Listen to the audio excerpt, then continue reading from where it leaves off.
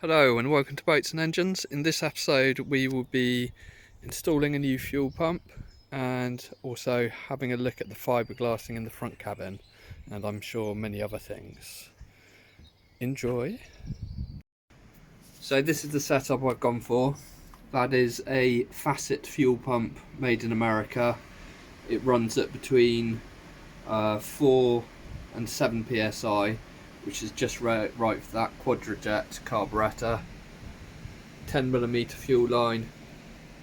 I put on I've got a barb fitting to go in there. I've just taped all the fittings as well for insurance. Got 2 Jubilee clips on there because it was a nice long barb. And it's ethanol proof fuel line, although what's feeding into it probably isn't, but it looks fine. Yeah, so what I had to do is get a fuel pump. I think this is rated at 40 gallons per hour, and flat out this engine will use about 40 litres an hour, so it's about 4 times the flow rate it needs, and it's below the maximum pressure that carburetor takes. And according to my research, you've got to have the fuel pressure low enough so it doesn't leak past the needle and seat in the float chamber, but it needs a flow rate to flow enough fuel to supply the engine flat out, which I believe that has, and other people with this carburetor are using this fuel pump successfully. The one I got was branded Facet, but they're branded Holly and K&N and all sorts of others. You can get Chinese ones in the same moulding. They're probably all the same thing, but I didn't want to get the Chinese one just in case. It's about a quarter of the price, but this one wasn't expensive anyway, so I went with that. And I'll show you how I have it wired. So I've got all the wiring hidden following the proper looms. Going up to that rocker switch that I put in, there was a hole missing here, so I stuck it in there. I'll put a label over that so I know, and it's just wired into the ignition via a fuse going to the switch. So I think that should work nicely, and it's a clicky clacky one, but it's nice and quiet. So I think that's the float chamber filled, and it's not leaking anywhere. So I think we can risk trying giving it a little start. So, sorry, it's just hard to do one-handed.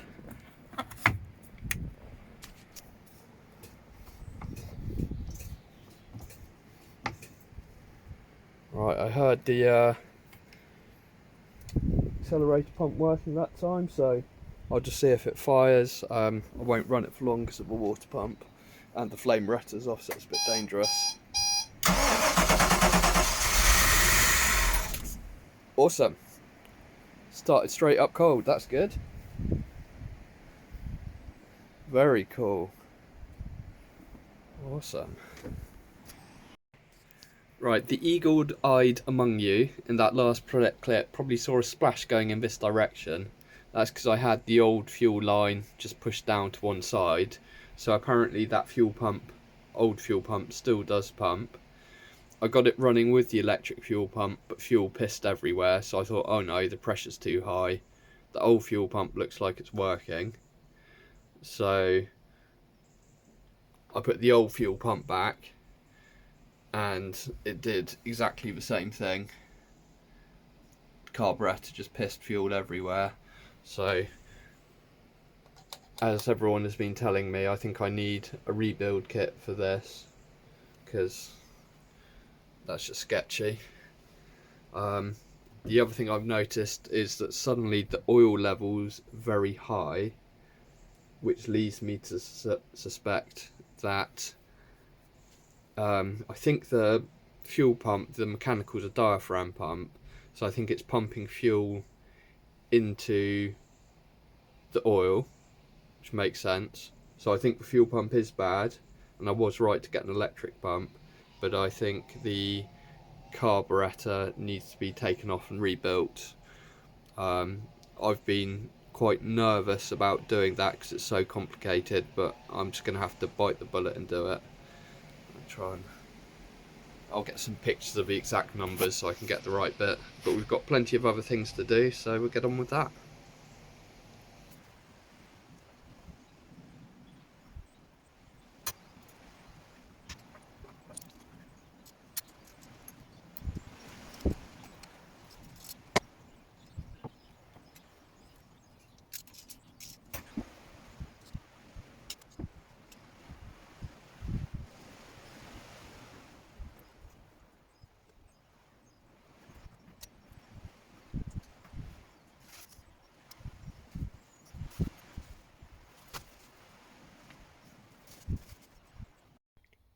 Got the carburetor on the bench. The issue actually was that this vacuum hose was sucking in fuel from a fuel pump, because the fuel pump diaphragm's obviously split.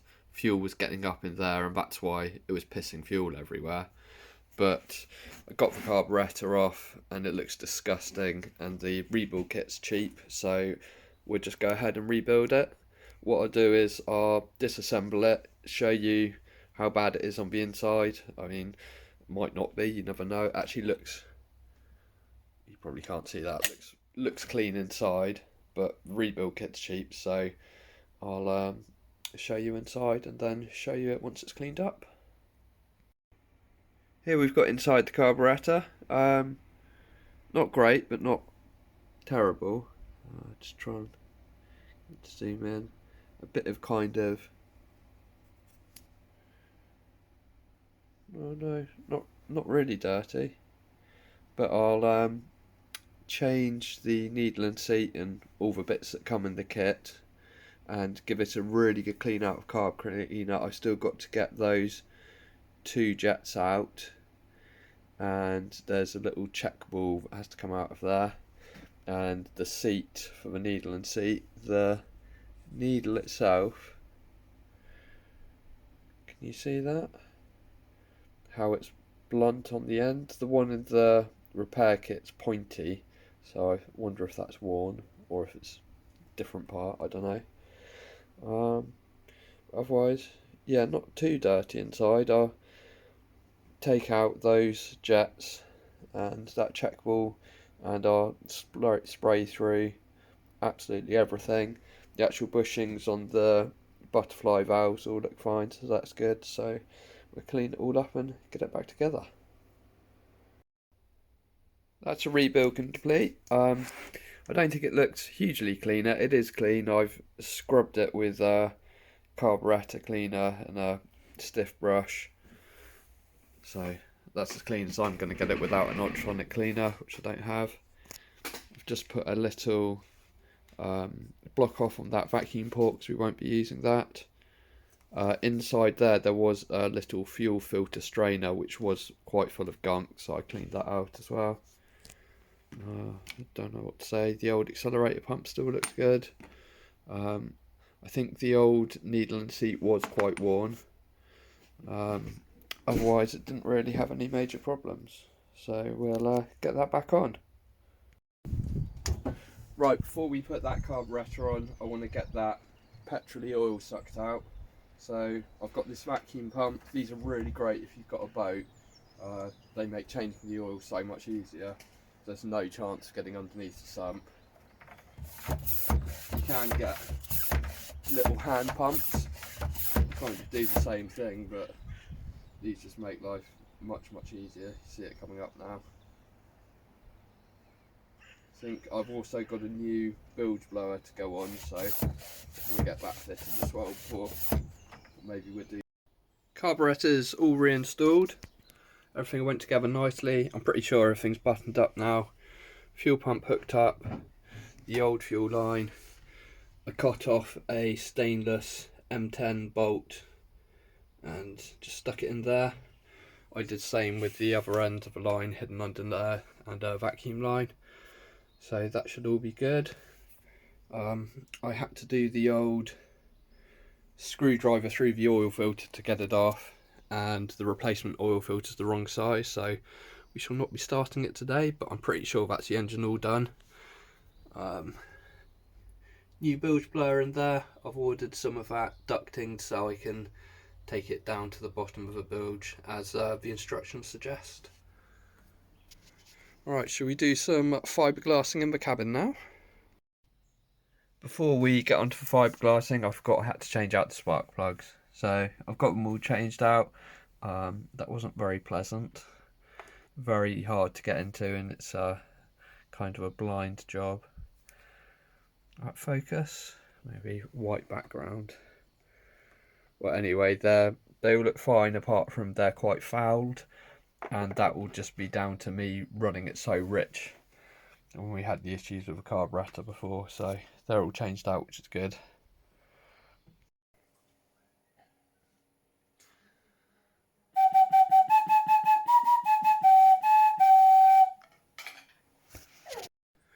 I've been looking closely at how this all went together in here. That floor, I don't know if you can see this, it was actually glassed down originally, so I will fiberglass it down. Needs a panel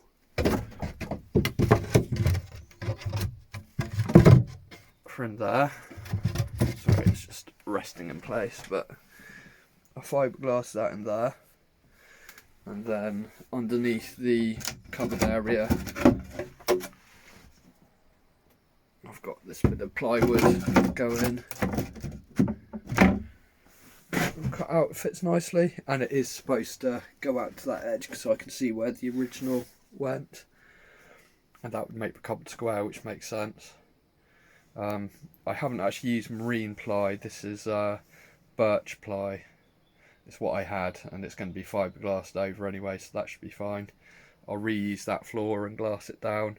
I wouldn't have put, it felt a bit wobbly in the middle. I expect it's okay once it's glassed down, but I'll put a hardwood strip like along the middle, screwed and glued underneath, just to make it a bit more rigid.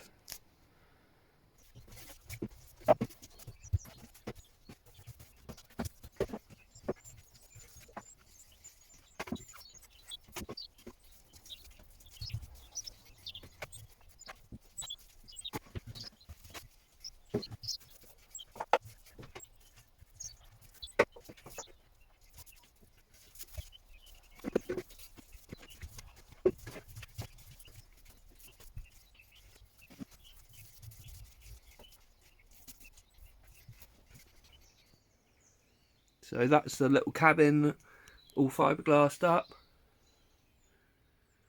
So floor fiberglassed in, front bulkhead done, and the bottom of what will be a little cupboard.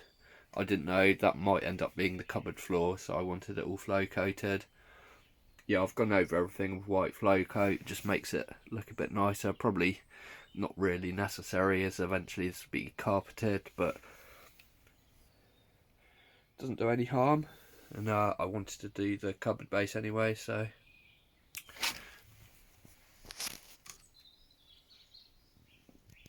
no gaps. I just went round all the edges with 2 layers of 600g chop strand mat, and there's a strip of hardwood going up the centre of the floor, so it's really nice and firm now, and yeah, I think that will be absolutely fine. Just want to get the anchor out so I can inspect the rope and measure it out, see how much we've got, have a look at the chain as well, and see how heavy that anchor actually is, because the size of the boat probably needs 10 kilograms.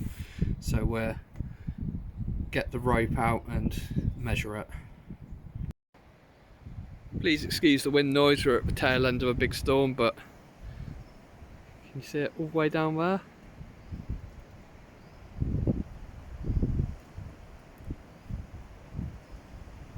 Wow, it's 35 metres of rope and 5 metres in chain, so that's 40 metres total, which is plenty, I think.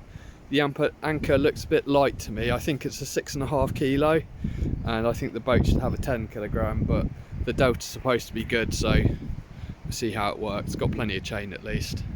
The only issue, the rope looks good, a bit dirty. The only issue I can see is the shackle on the anchor looks a bit nasty, so I'll change that. If you've been enjoying this video, please give it a like and subscribe to the channel. I think in next week we'll hopefully get the engine running, but I keep saying that, and I want to sort out this dashboard and make it look a bit nicer, so we'll go through that as well. So yeah, thanks very much. See you later guys, bye bye.